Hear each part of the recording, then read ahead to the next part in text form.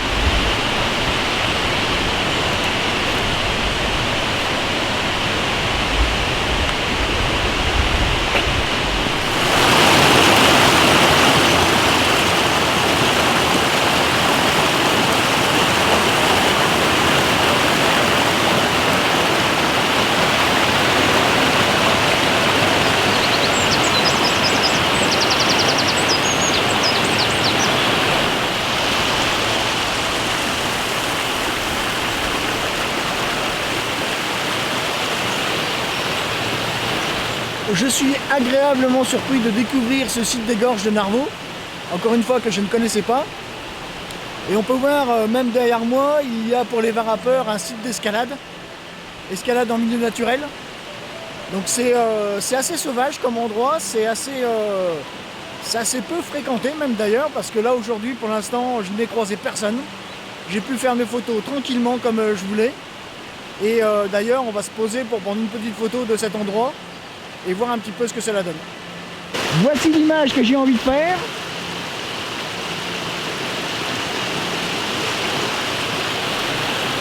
Et pour ce faire, voici un petit peu ce que ça donne sur l'écran de l'appareil photo. Alors comme on peut voir, si on regarde les réglages, Donc si l'on regarde le réglage, on va se mettre comme appareil photo, ce sera plus simple. Hein. J'ai ISO 50, ma balance des blancs à 7800 Kelvin, parce que là effectivement on est vraiment gris et l'apport des filtres augmente cette sensation de bleu et de turquoise dans les photos, donc il a fallu que je monte bien à 7800 Kelvin pour un petit peu contrecarrer cet effet de bleu. Et ensuite je suis en multizone parce que encore une fois je veux bien dégager toutes mes zones et que ma photo soit correctement exposée. Et j'ai mis le retardateur à 2 secondes parce que là, vu que je suis, vous pouvez peut-être le voir, à 10 secondes d'exposition, il faut que mon appareil photo soit stabilisé quand il va déclencher la photo. Donc j'ai mis 2 secondes de retard sur le déclenchement de la photo. Ensuite, si je reviens à mon écran, on peut voir que je me suis mis à F16 pour avoir le maximum de profondeur de champ possible. Et j'ai mes 10 secondes d'exposition. Et là, on peut voir que je suis à une exposition de 0 IL. Donc je suis potentiellement à une exposition correcte. Parce que si je monte, je vais arriver sur mes 0,5 IL que je préconise pour l'exposition à droite. Mais comme on peut voir sur l'histogramme, je vais essayer de me rapprocher un petit peu de l'histogramme, voilà. Là, mon histogramme est déjà pas mal à ce niveau-là. J'ai pas envie de faire plus pour ne pas avoir de zone cramée sur ma photo. Et voilà ce que donne la photo à 10 secondes d'exposition sur mon écran d'appareil photo. Donc concrètement, je suis bien content d'être venu passer la matinée ici. C'est un site vraiment agréable. Il y a de belles choses à voir. Dommage que le printemps n'ait pas encore vraiment montré le bout de son nez avec toutes les petites fleurs qui pourraient être sur site. Ça serait vraiment mignon, je pense, de revenir au printemps, hors confinement, et d'admirer cette fleur un petit peu sauvage et préservée.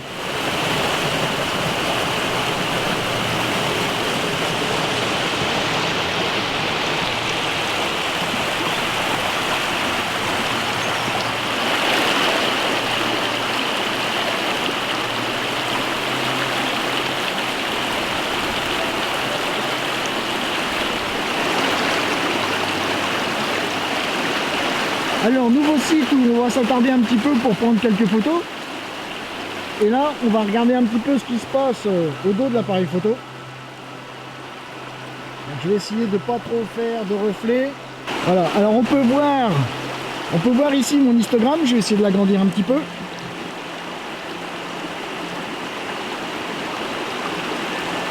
Voilà.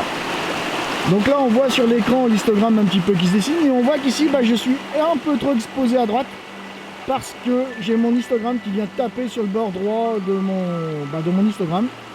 Et donc là j'ai des zones qui vont être cramées, qui vont être perdues au niveau des détails comme je l'ai expliqué précédemment dans l'autre tutoriel.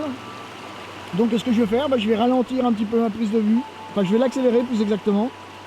Voilà, parce que si on regarde effectivement l'histogramme, si je continue de ralentir ma prise de vue, on voit bien que là, à ce niveau-là, j'ai vraiment une montée dans les blancs purs qui fait que à ce niveau-là, j'ai plus de détails dans ma photo. Donc là, je vais accélérer ma prise de vue. Je vais tomber aux alentours de 4 secondes. Voilà, à 4 secondes, on est pas mal.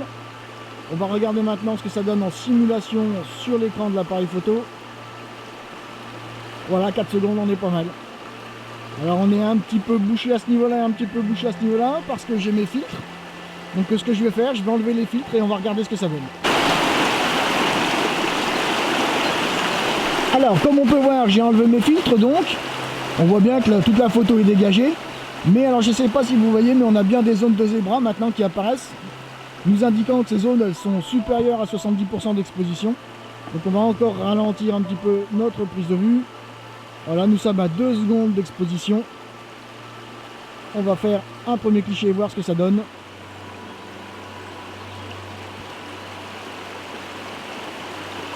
Deux secondes. Voilà notre image pour 2 secondes d'exposition. Donc on va travailler un petit peu cette image, voir un petit peu différents cadrages.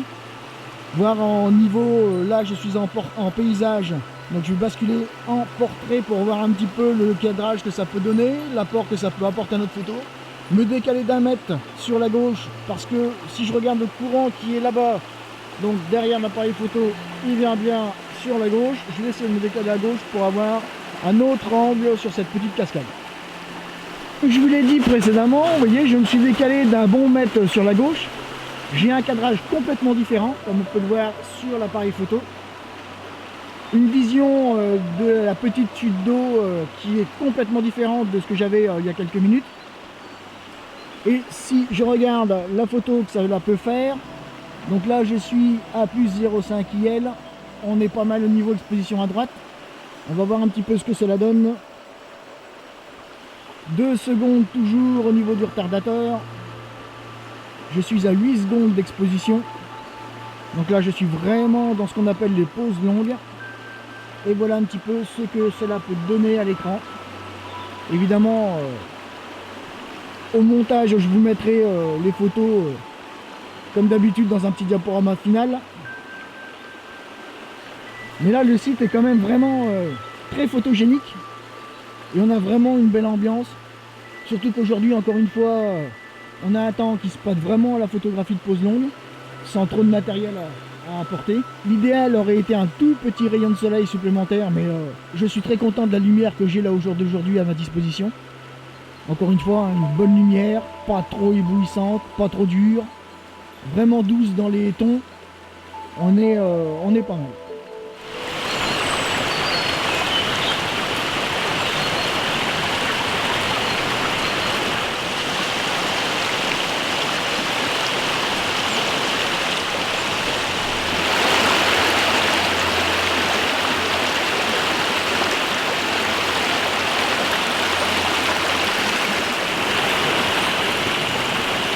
Alors, autre point de vue pour lequel je me suis arrêté faire une petite image. Et là, j'ai diminué ma balance des blancs. Plus exactement, ma température de couleur. Je suis redescendu à 6000 Kelvin. Parce que là, je suis un petit peu dans ce qui pourrait s'assimiler à l'ombre. Et la lumière est un peu plus douce, un peu plus terne. J'ai descendu ma balance des blancs à 6000 Kelvin.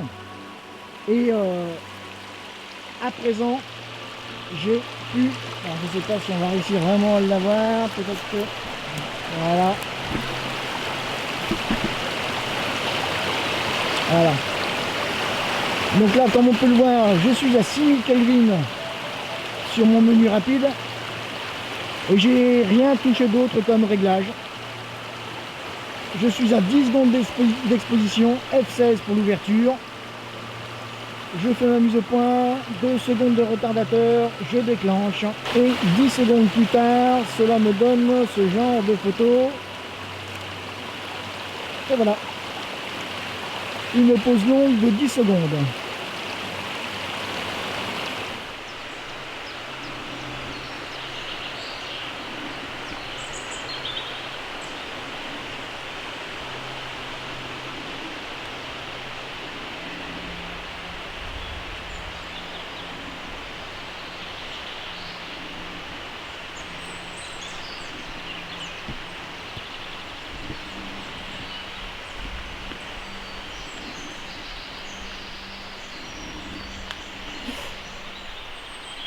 Et voilà, comme vous pouvez le voir, en fait, il s'agit d'un circuit circulaire autour des gorges.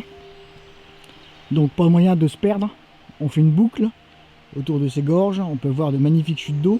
Cela reste un ruisseau de moyenne montagne, puisque nous sommes à l'entrée du Morvan. Mais ceci dit, c'est un site qui est bien aménagé. Je suis agréablement surpris encore une fois. Je me répète peut-être, mais je me sens bien dans ce site. On est entouré d'oiseaux comme vous pouvez l'entendre. C'est assez apaisant, c'est calme, c'est serein.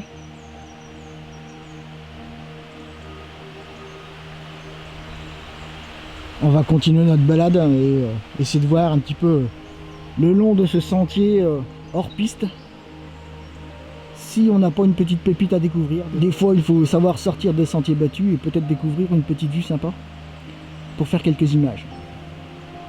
Mais attention, quand on sort des sentiers battus, on n'est plus en zone sécurisée. Donc c'est à vos risques et périls. Je tiens à le préciser.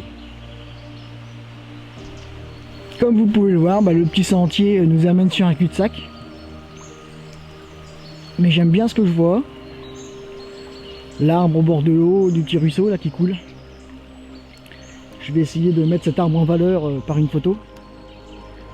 Je trouve qu'il est joli, qu'il a une belle ambiance, une belle lumière. On va essayer de faire quelque chose de bien.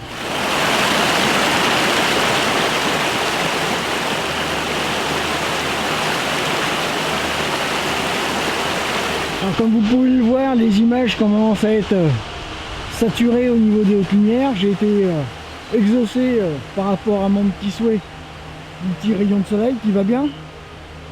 Mais là, il va trop bien justement le petit rayon de soleil. Donc les photos pour l'instant, ça va être en stand-by. De toute manière, par rapport au soleil, c'est pas la bonne heure. Autant si le temps était resté couvert comme tout à l'heure, ça aurait pu faire quelque chose de sympa. Autant à présent, on va rester sagement l'appareil photo dans le sac. Alors vous voyez, on arrive au terme de notre périple et comme vous pouvez le voir, peut-être là-haut il y a les flèches de direction pour suivre le parcours et on peut voir que le chemin en fait longe la corniche qui se trouve en hauteur et auquel cas je ne doute pas que le panorama soit joli à regarder, mais au niveau des photos je pense pas qu'il y ait grand intérêt à passer par le haut du panorama parce que le petit ruisseau est en contrebas et il est bien en contrebas de 50 à 60 mètres. Donc au niveau des photos, ça doit pas être top quand même. Eh bien écoutez, vu que le soleil a décidé de se montrer, et tant mieux pour notre morale parce que ces derniers temps c'était un peu grisâtre. Donc là on va pouvoir profiter de quelques rayons de soleil pour se remonter le moral et se dorer un petit peu la pilule. Autant je vais ranger le matériel et vous inviter à me rejoindre tout à l'heure devant l'écran de l'ordinateur pour développer ces quelques photos que nous avons fait ensemble. Cela me permettra de faire ce nouveau tutoriel de A à Z, depuis la sortie jusqu'au développement des photos. Je vous dis à tout de suite derrière l'ordinateur.